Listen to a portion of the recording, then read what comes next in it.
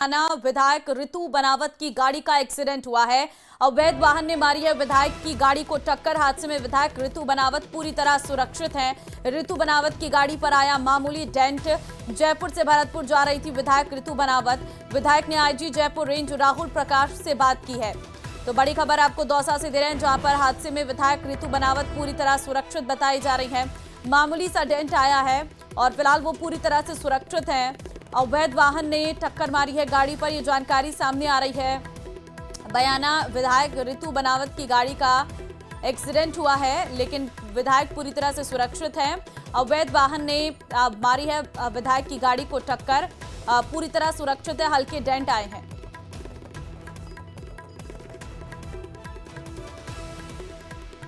तो आप तस्वीरों में देख भी सकते हैं, हल्का सा एक डेंट है जो एक किनारे पर आया है, वो पूरी तरह से सुरक्षित है।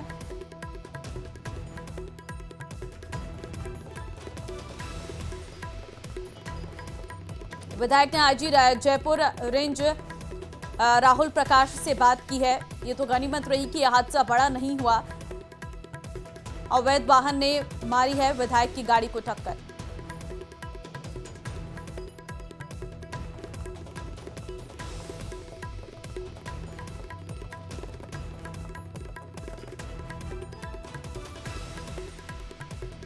तो अवैध वाहन ने विधायक की गाड़ी को टक्कर मारी है। हादसे में विधायक ऋतु बनावत पूरी तरह से सुरक्षित बताई जा रही हैं और उन्होंने खुद आईजी जयपुर रेंज राहुल प्रकाश से बात की है और अभी वो पूरी तरह से सुरक्षित हैं। उनकी गाड़ी पर ही हल्की चोटें लगी हैं और हल्के डेंट आए हैं। फिलहाल इस पूरे मामले की जांच की जा रही है और अवैध एक वाहन बताया जा रहा है जिससे ये हादसा हुआ है। जयपुर से वो भरतपुर जा रही थी, ऐसी जानकारी इस वक्त निकलकर सामने आई है। जयपुर से भरतपुर जा रही थी और अपने वाहन पर ही सवार थी। विधायक के वाहन पर ये टेंट जो आपको नजर आ रहा है, ये वही गाड़ी है जिसमें विधायक बैठी हुई थी और भरतपुर वो जा रही थी ऋतु बनावत विधायक, और इसी दौरान जो है यहाँ पर ये हादसा घटित हुआ है। आशीष संवाददाता दौसा से फोन लाइन पे हमारे साथ है। आशीष, बताया जा रहा है कि विधायक ऋतु बनावत का एक्सीडेंट हुआ है, क्या अपडेट है? बिल्कुल, नेशनल हाईवे 21 पर यह पूरा घटनाक्रम हुआ है। विधायक ऋतु बनावत जयपुर से भरतपुर जा रही थी, इसी दौरान ये पूरा हादसा हुआ है। केलाई मोड़ के समीप जो विधायक की कार थी उसको एक जुगाड़ ने टक्कर मार दी, जिसके कारण विधायक की कार डैमेज हुई है। हालांकि पूरे हादसे में विधायक पूरी तरह सुरक्षित है और उसके बाद में उन्होंने मौके से ही आईजी राहुल प्रकाश से बात की है और पूरे घटनाक्रम की जानकारी दी है। इसके बाद विधायक ऋतु बनावत अब आगे गंतव्य के लिए रवाना हो गई है। हालांकि इस पूरे हादसे में विधायक ऋतु बनावत पूरी तरह सेफ और किसी प्रकार की उनको चोट नहीं लगी, लेकिन उसकी जो गाड़ी है वो डैमेज हुई है। लेकिन बड़ा सवाल ये है कि नेशनल हाईवे 21 पर इस तरह के अवैध वाहन जो जुगाड़ है वो चलते हैं और इसी के कारण यह हादसा हुआ है। फिलहाल पुलिस पूरे मामले की जांच कर रही है, जो भी वो जुगाड़ था उसकी भी तलाश की जा रही है। जी ठीक है, बहुत धन्यवाद आशीष तमाम जानकारी के लिए। तो फिलहाल विधायक ठीक है और यहाँ से उन्होंने रवानगी कर ली है और आगे पुलिस पूरे मामले की जांच कर रही है।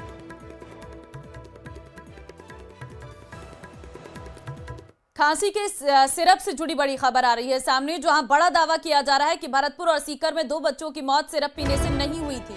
रिपोर्ट के मुताबिक दोनों को ही डेस्ट्रोमेटोरफन दवा नहीं दी गई थी। हालांकि एक बच्चे को खांसी की प्रतिबंधित दवा लिखी गई थी, जिसमें डॉक्टर पलक और फार्मासिस्ट पप्पू सोनी निलंबित किए जाएंगे। और इस बीच एडवाइजरी भी जारी कर दी गई है कि बिना डॉक्टर की सलाह लिए कोई भी दवा ना लें। साथ ही डॉक्टर्स को भी प्रोटोकॉल का पालन करने की नसीहत दी गई है। वहीं केसन फार्मा के सिरप की तो जांच की जा रही है। इसके अलावा केसन फार्मा की बाकी दवाइयां भी जांच के घेरे में आ गई हैं।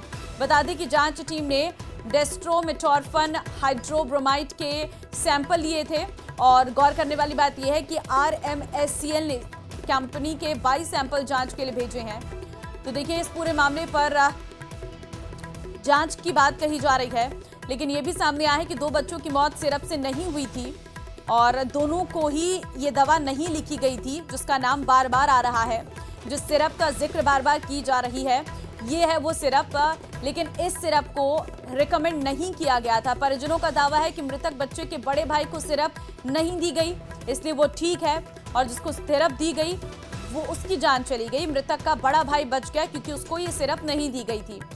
लेकिन वहीं अगर बात हम जांच रिपोर्ट की करें तो उसमें ये साफ कहा गया है कि सिरप से जान नहीं गई है और चिराना स्वास्थ्य केंद्र में खांसी की दवा दी गई थी, ये परिजनों का दावा है। भरतपुर सीकर में 2 बच्चों की सिरप से मौत नहीं हुई है, ये जांच रिपोर्ट का दावा है। अब कौन सही है कौन गलत है इसका पता लगाया जा रहा है।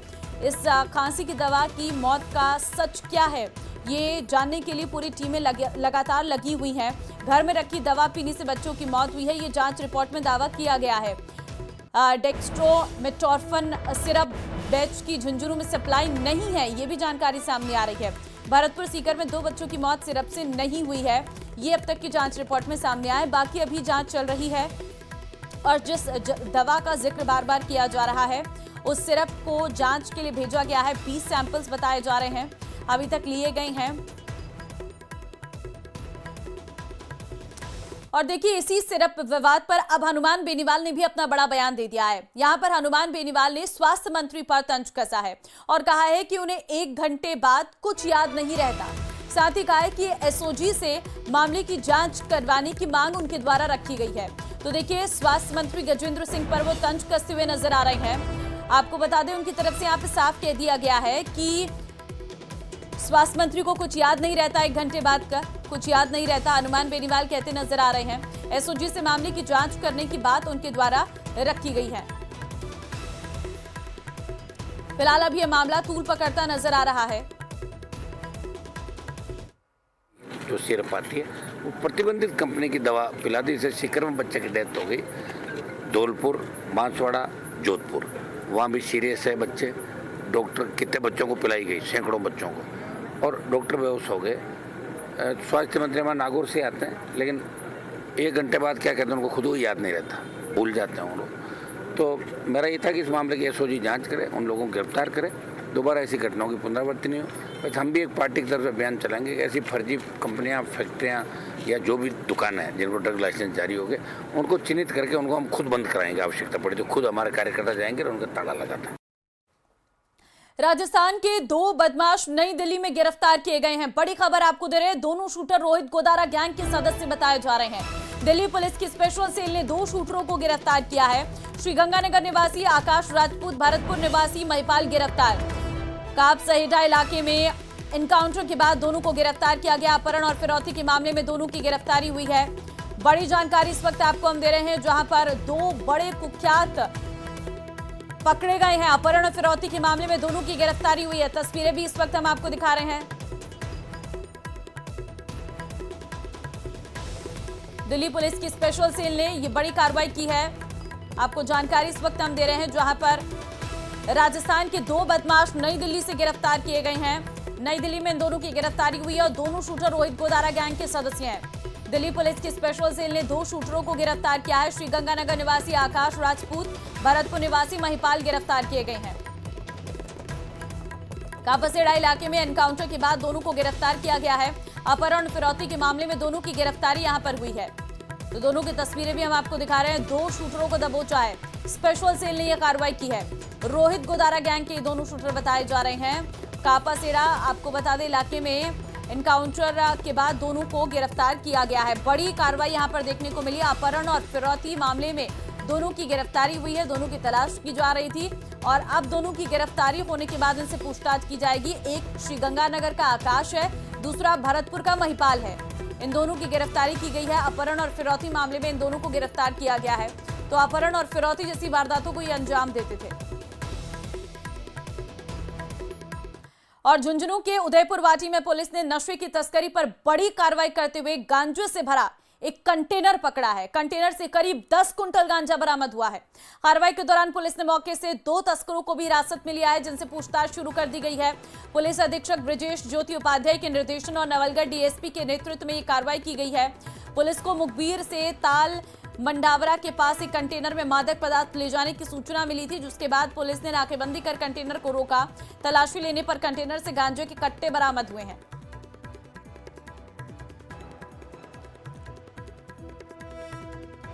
चूरू के रतनगर में पुलिस गाड़ी की टक्कर से युवक की मौत का मामला तूल पकड़ता जा रहा है। मृतक के परिजनों ने आज शव लेने से इनकार कर दिया और मोर्चरी के बाहर धरना प्रदर्शन शुरू कर दिया है। पुलिस ने ग्रामीणों के खिलाफ जमकर नारेबाजी की है। आपको बता दें, ग्रामीणों ने यहां पर पुलिस के खिलाफ जमकर नारेबाजी की है और मृतक के परिजन दोषी पुलिसकर्मियों पर केस दर्ज करने, मृतक परिवार को 50 लाख मुआवजे के साथ परिवार के एक सदस्य को संविदा पर नौकरी देने की मांग कर रहे हैं। घटना कल रात की है, जब युवक बाइक से जा रहा था। इसी दौरान पुलिस की गाड़ी ने युवक को टक्कर मार दी।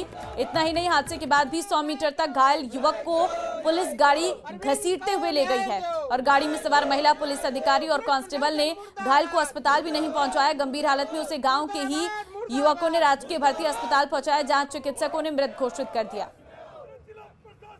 तो परिजनों ने पुलिस की गाड़ी थी जिसमें एक महिला गाड़ी को ड्राइव कर रही थी, कोई अधिकारी की गाड़ी बता रहे हैं। उनके पास इतनी बड़ी जो पुलिस का महकमा है, इतना बड़ा, इनके पास ड्राइवर भी उपलब्ध नहीं। वो शौक से चलाते हैं या किस तरह से चलाते हैं।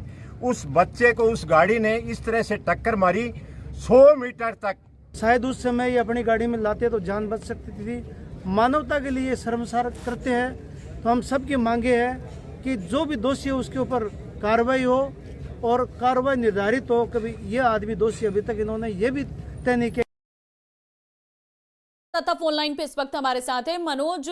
एक युवक को पुलिस की गाड़ी घसीट कर ले गई है, ऐसे आरोप लगे हैं। क्या है ये पूरा मामला और अभी तक क्या कार्रवाई हुई है?